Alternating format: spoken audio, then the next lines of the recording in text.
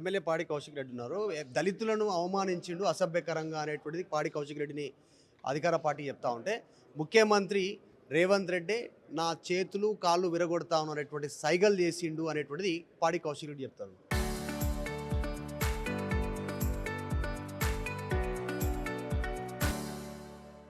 ఆ విజువల్ ఉందా మీ దగ్గర? ఆ ప్రూఫ్ ముఖ్యమంత్రి మీ చేతు కాళ్ళు విరగొడతాను ఎందుకు అనాల్సి వచ్చింది?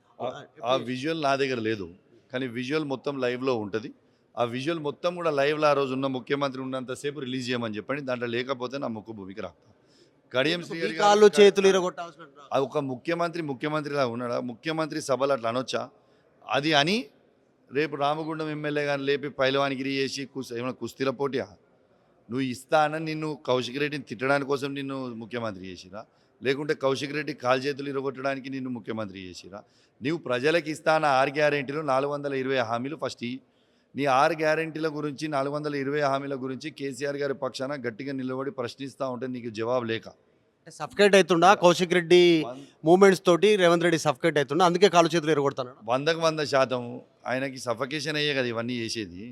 ఆయనకి జవాబు లేక ఆయన ఇబ్బంది పడుతుంటూ, ఆయనకి ప్రజలకి జవాబు చెప్పమంటే చెప్పలేక నన్ను ఇబ్బంది పెట్టాలనుకుంటే మాత్రం ఆయన విఘ్నతకే ఇచ్చి పెడతా ఉన్నాను. కానీ ఎంత ఇబ్బంది పెట్టినా ఏమి చేసినా నన్ను ఏమి అన్నా ఖచ్చితంగా చెప్తా ఉన్నాను మధు, తెలంగాణ ప్రజల కోసం, హుజరాబాద్ నియోజకవర్గ ప్రజల కోసం ఖచ్చితంగా పోరాటం చేస్తాను. నీకు ఇంకోటి చెప్తాం మధు, ఇలా ఏప్రిల్ 4th నాడు ఎంత క్రిమినల్ అంటే, ఏప్రిల్ 4th నాడు డంపింగ్ యార్డ్ కోసం వద్దని మా హుజరాబాద్ నియోజకవర్గంలో ధర్నా చేసేది.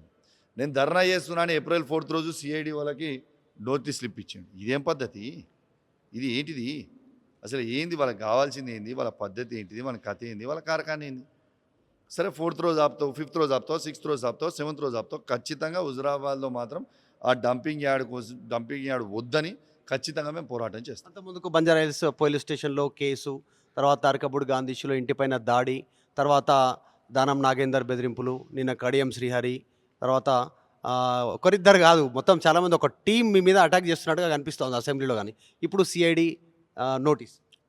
పండ్లున్న చెట్టుకే రాళ్ళు కొడతారు అన్నట్టు, ఒక్క కౌశిక్ రెడ్డి మీద 27 మంది ఎమ్మెల్యేలు, అసెంబ్లీలో 3 మంత్రులు, ముఖ్యమంత్రి మాట్లాడి పనికిరాని టాపిక్ డైవర్షన్లు చేస్తూ ఉన్నాడంటేనే పండ్లున్న చెట్టుకే రాళ్ళు కొడతారు అన్నట్టు.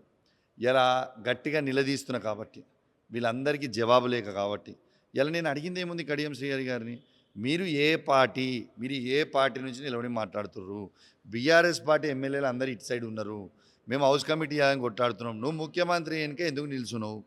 నువ్వు ఏ పార్టీ అని మేము గట్టిగా అడగడం తప్ప? ఖచ్చితంగా ప్రజల అడగడం తప్పు లేదు. షూట్ చేస్తా అనేటువంటి సైగ చేసిండు కౌశిక్ రెడ్డి. మధుని నీకేమంటున్నా, ఆ విజువల్ చూపించమంటున్నా నేను. ఆ విజువల్ అనేది మొత్తం అసెంబ్లీ అనేది లైవ్ కదా, టోటల్ లైవ్ కదా. నేను నిజంగా అనుంటే విజువల్ తీసి బయట పెట్టారు, ప్రజలు కూడా అందరు చూస్తారు కదా. నేను అన్నా అనలేదు. ఎథిక్స్ కమిటీ అదే చేయబోతా ఉంది. కేవలంగా పెట్టమని చెప్పు, నో ప్రాబ్లం. ఆ ఎథిక్స్ కమిటీ విజువల్స్ అన్ని పరిశీలించి ఎంక్వైరీ చేసి చర్యలు తీసుకుంటారు. మీరు పూర్తిగా సస్పెండ్ చేస్తుంది, నెక్స్ట్ అసెంబ్లీ సెషన్కి రాకుండా మొత్తం ఈ సెషన్ అయిపోయింది. మధు వాళ్ళు ఏం చేస్తారో చూద్దాము వాళ్ళు. కానీ నేను ఎక్కడ కూడా షూట్ చేస్తా అనేది నేను అనలేదు. నేను నా విజువల్ కూడా ఉండదు, ఎందుకంటే నేను అనలే కాబట్టి. వాళ్ళు ఏది అడిగినా దానికి సమాధానం చెప్పడానికి నేను రెడీగా ఉన్నా. ఫస్ట్ అసెంబ్లీ నుంచి సస్పెండ్ చేయాలంటే సస్పెండ్ చేయాల్సింది రేవంత్ రెడ్డి గారిని, నన్ను కాదు. ఆయన బడువే అని మాట్లాడిన మాటలు, పేగుళ్ళు తీసి మెడలు వేసుకుంటా అన్న మాటలు, కళ్ళు గుడ్లు వీకి గోటిలాడుతా అన్న మాటలు, ఇవన్నీ రేవంత్ రెడ్డి గారు మాట్లాడింది, నేను మాట్లాడలే కదా. నేను మాట్లాడింది ఏందో చూపించేయమని చెప్పు. చివరగా కౌశిక్ రెడ్డి గారు, హైదరాబాద్లో కౌశిక్ రెడ్డిని తిరగనీయము, గల్లీలలో కాళ్ళు కూడా బయట పెట్టనీయము, ఎటువంటి బెదిరింపులు వస్తున్నాయి. ఇప్పుడు మొదటిసారి కాదు, 2-3 టైమ్స్ ఆల్రెడీ మీ ఇంటిపైన అటాక్ జరిగింది. ఆ టైంలో మేము అక్కడ నుంచి కవర్ చేసినాము. ఇంటి దగ్గరకు వచ్చారు, ఇంటి లోపలికి వచ్చారు, సిచ్యువేషన్ ఇంటి గేట్ వరకు, డోర్ వరకు వచ్చారు. నెక్స్ట్ చూస్తుంటే బెదిరింపులు తిరగనీయకపోతే. మధు, నేను హైదరాబాద్ నడి గడ్డమైందే ఉన్నా, నడి బొడ్డులే నిల్చొని ఉన్నా.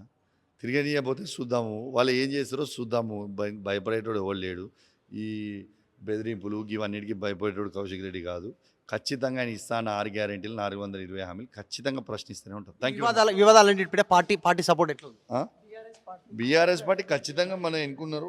కేసీఆర్ గారి నాయకత్వంలో ఖచ్చితంగా మేము కొట్లాడుతూనే ఉంటాం, పోరాడుతూనే ఉంటాం. మొత్తం బీఆర్ఎస్ పార్టీలో ఉన్న ఎమ్మెల్యేలు అందరూ కూడా స్పందించి మనం మాట్లాడారు, మీ అందరూ కూడా చూసారు. ఖచ్చితంగా BRS party out and out support చేస్తాం. Thank you. రైట్, ఇది పాడి కౌశిక్ రెడ్డికి సంబంధించి భయపడేది లేదు. ఆల్రెడీ ముఖ్యమంత్రి నా కాళ్ళు చేతులు విరగొట్టాలనేటువంటి సైగ చేసింది అసెంబ్లీలో. ముఖ్యమంత్రి వచ్చినప్పటి నుంచి పోయేంత వరకు ఉన్నటువంటి ఆ ఫుటేజ్ని అంతా వీడియో ఫుటేజ్ని బయటికి తీస్తే బయటపడుతుంది. ఎథిక్స్ కమిటీ చర్య తీసుకుంటే అసలు ముఖ్యమంత్రి మీదే చర్య తీసుకోవాలి ఎథిక్స్ కమిటీ ఫస్ట్ అనేటువంటి కామెంట్ పాడి కౌశిక్ రెడ్డి ఎమ్మెల్యే చేస్తా ఉన్నాడు. వీడియో జర్నలిస్ట్ జాఫర్తో మధు మల్కేడ్కర్, హైదరాబాద్.